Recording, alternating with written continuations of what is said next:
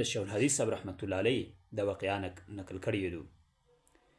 یو کاسو مطلب ایغې په قبر بونه تیره ده، په قبرستان بونه تیره ده، ایغې قبرستان ولکشه دو وکړلې یا د آرنګې یا کرسي وویله یا د آرنګې سورة الفاتحه پشه وویله په دا کښې بحث کړله.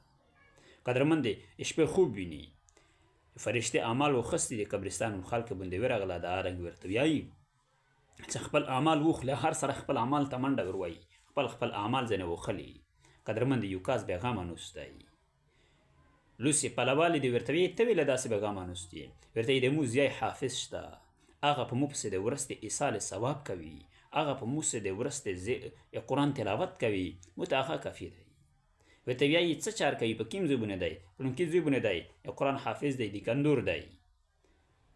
د کاس یې راویایي زه ورغلی ځوی ته نورواته چې کله دیکونه ته ورغلل په دیکونه باندې نوستی قرآن حافظ دی، قرآن تلاوت کوي. کله ګاه کور شي قرآن ولبان کو، ګاک ته سماد ورکو، کله ګاه کلور شي بیا قرآن کولاو کو، قرآن یایي.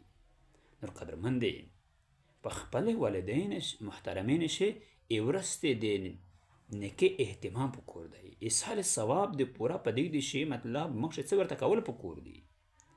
د هغه نه ویروي په ژوند شي ښه وسوتې په مرګ نه بعد هم د دې سره د ښه سلوک اهتمام کوه. ښه سلوک د سره څه دی؟ د ملګري خیال سوته او د آرنګې دې سي د ورستې نیک عمل اهتمام کوه. په دا باندې دې د روحي نه خوشحالیږي، په دا باندې درنه خوشحالیږي. قدرمنده الله جل شان د مو ته هم الله جل شان د تو سره د نیک عمل کولو توفیق در نصیب کړو.